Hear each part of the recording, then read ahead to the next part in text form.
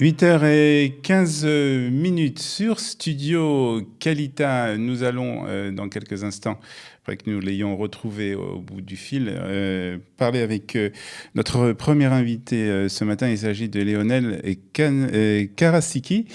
C'est un Brésilien et nous allons parler avec lui des élections qui ont eu lieu, le premier tour en tout cas, des élections qui a eu lieu hier au Brésil, et nous allons essayer de comprendre un peu la situation dans ce pays pour ces élections. Bonjour Lionel, merci d'être avec nous ce matin sur Studio Kalita.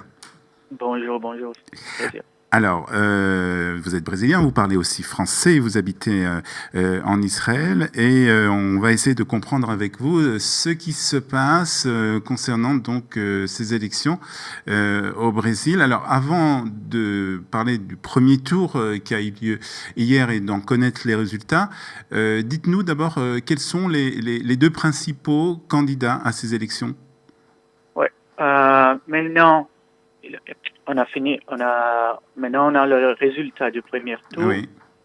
Et maintenant, c'est un combat entre droite et gauche. À la droite, on a Jair Bolsonaro, un capitaine de l'armée, il a gagné 46% de vote. D'accord. Et Fernando Haddad, de la gauche, il a la tradition de Partido dos Trabalhadores, le parti des travailleurs, c'était le parti de Lula et Dilma, et il a 29%. Donc en fait, celui qui arrive en tête, c'est le candidat de la droite, ouais. Fernando Haddad, qui n'a aucun rapport avec une famille Haddad. On pourrait penser que c'est de la communauté juive, mais aucun rapport, vous nous le confirmez? Non. Fernando Haddad, je crois que sa famille, c'est du Liban, quelque chose comme ça. D'accord. Alors, dites-nous, expliquez-nous d'abord, avant qu'on rentre un peu dans le détail de ces élections, l'atmosphère avant ces élections. On sait que le Brésil est un pays où il y a beaucoup de corruption. Et donc, en fait, ces deux candidats font aussi partie de ces personnes qui ont participé à la corruption du pays? Non, ça c'est quelque chose que Jair Bolsonaro, le candidat de la droite, il a un avantage. Parce que sa campagne pour le premier tour, il a dit qu'il n'a pas rien volé, il n'a pas fait part de la corruption parce qu'il était à l'opposition. Dans l'opposition. Et Fernando Haddad, ça c'est quelque chose un désavantage pour lui parce que il était le Rochair, la mairie de São Paulo, le maire de São Paulo. Et il est vraiment proche de Lula et il est en prison pour corruption. Il a été en prison pour corruption? Ouais, non, pas Fernando Haddad, Lula. Lula. Lula c'était le président du Brésil. D'accord. 2002 jusqu'à 2008. 2010, et il est comment on peut dire, le moteur intellectuel du Parti des travailleurs maintenant. Donc, ce que vous nous expliquez, c'est que l'ancien président du Brésil a été arrêté pour corruption. On sait à peu près à quoi l'ampleur de cette corruption? Ouais, c'était le blanchiment d'argent. À lui, c'était quelque chose d'un appartement qu'il a acheté avec de l'argent qu'il a reçu de cette entreprise qu'on payait pour son campagne. Ouais. Et ça, c'est une petite part. En général, tous les grandes entreprises Odebrecht, Camargo Correa, qui sont comme je peux vous dire que le moteur du capitalisme brésilien. Ils ont payé pour le politique, pour faciliter le projet, et pas seulement au Brésil, en Afrique, aux États-Unis, c'était quelque chose de billions de reais. C'est-à-dire, beaucoup d'argent. C'est-à-dire, ce que vous nous expliquez, c'est que le Brésil est vraiment imprégné par une corruption, on va dire, étatique, par une corruption à tous les niveaux des pouvoirs de l'État? Ouais, bien sûr. Ça, c'est quelque chose que traditionnellement, c'est un drapeau de la gauche, être contre la corruption, mais aussi de la droite. Bien sûr que le racine pour expliquer pourquoi ça se passe sont différentes. Il y a des personnes qui disent que l'héritage colonial, c'est des Portugais. Il y a des gens qui disent que c'est seulement le capitalisme brésilien. Il est tellement, il y a tellement de différences de riches et de pauvres que ça s'explique pour ça. Ouais. Je crois qu'il n'y a pas d'explication. Alors, est-ce que dans ces élections, est-ce qu'il y a un parti qui a essayé justement de se battre contre cette corruption? Ouais. Le parti de Bolsonaro, il s'est réinventé comme ça. Il y a un autre parti qui s'appelle Parti Novo. C'est un parti de libéralisme, de la privatisation et de minimum state.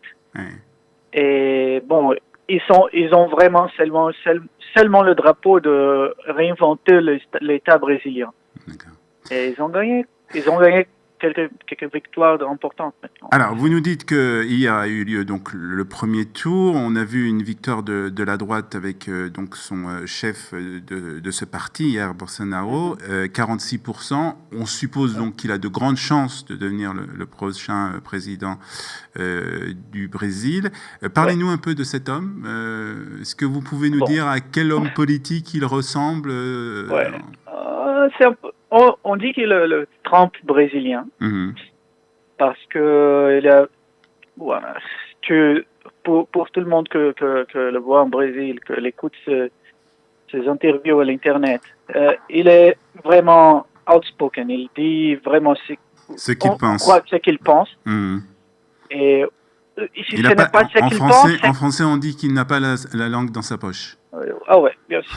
Et il est contre 100% le parti de la gauche, le parti des travailleurs de Fernando Haddad. Il dit qu'ils sont corrupts, il y a une conspiration pour transformer l'Amérique latine en Union soviétique et pour la sexualisation des enfants. C'est vraiment dur, mais son principal but, c'est être contre la violence. Il a dit que le gendarme que peuvent abattoir de voleurs, ils vont gagner de prix et de fêtes publiques. Donc, ça c'est, je crois que plus important que la corruption, ou tellement important. Je crois que c'est vraiment fondamental de dire ça, qu'à lui, c'est 100% contre la criminalité. Donc en fait, ce que les Brésiliens ont exprimé hier, c'est leur ras-le-bol par rapport justement à ces crimes qui ont lieu, à cette violence dans les rues du Brésil, et puis aussi cette corruption. Est-ce que vous pensez que le candidat de la droite, ou même certains disent que c'est de l'extrême droite, peut apporter un véritable changement dans ce pays? Non, parce que même en Brésil, il y a... Par exemple, la police, l'autorité, c'est le gouverneur d'État, c'est pas le président. Il peut dire ça, il peut dire qu'il va passer de projet à l'Assemblée nationale, au Congrès. Mais il y a des problèmes plus profonds, c'est l'économie. Et son ministre de l'économie, il a dit qu'il va tout privatiser. Mais ça ne marche pas. Ça marche pas comme ça. Et c'est un problème brésilien. Le peuple croit que le président va changer tout le pays en 4 ans. Donc, la politique, c'est pas vraiment comme ça. Donc il y a des réformes à faire qui ne sont pas obligatoirement, qui seront faites, même s'il y a un changement de gouvernement. Ma dernière question va bien sûr concerner le rapport avec Israël. D'abord, est-ce que ce candidat donc d'extrême droite, Jair Bolsonaro, est proche d'Israël? Oui, il a visité Israël, il a dit qu'il va changer le consulat brésilien de Tel Aviv à Jérusalem. Et Et dans la communauté juive, il y a un débat parce que la gauche brésilienne, le Parti travailleur, a été vraiment contre Israël ou contre certaines positions d'Israël. Dans la communauté juive même. Ouais. Mais Jair Bolsonaro, il est vraiment proche d'Israël. Il dit que il va fermer l'ambassade palestinienne à Brasilia, la capitale de Brésil, et qu'il va se rapprocher d'Israël. Et ça, c'est quelque chose, un phénomène que c'est la droite en général, aux États-Unis, en Hongrie et en Europe en général, ils sont proches d'Israël. Je crois que ils partagent de ce phénomène. Il a déjà rencontré le Premier ministre Benjamin Netanyahu? Je crois que non, mais il était avec Yuval Steinitz il y avait 2 années. D'accord. Il y a 2 années, ouais. Très bien. Le deuxième tour aura lieu dans une semaine? Dans 2 semaines? Dans 2 semaines. Dans 2 semaines, d'accord. Donc nous suivrons aussi de près ce deuxième tour pour voir si ce candidat donc, de droite, Jair Bolsonaro, arrivera à prendre la tête du Brésil. Merci pour toutes ces explications, Léonel Karasiki. Merci d'avoir été ce matin avec nous sur Studio Kalita. Bonne journée à vous.